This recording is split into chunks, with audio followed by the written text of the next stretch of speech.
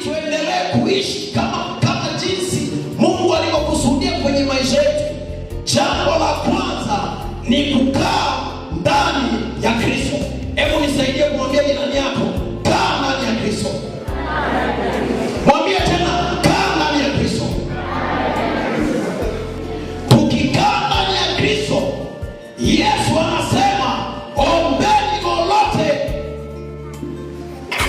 atatutendea. Jamani, jina la Bwana libarikiwe. Hatuombei kwa jina jingine tunapokuwa na matatizo, hata tunapokuwa na magonjwa, huwa tuombei kwa jina la nabii wa Pentekoste. Hatulogeki. Sisi tuliokoka hatujawahi kulogwa, maana Bwana yupo upande wetu kututetea. Haleluya. Unaogopa nini mpendwa? Umeokoka unalogwa? Umeokoka unaishi na mapepo?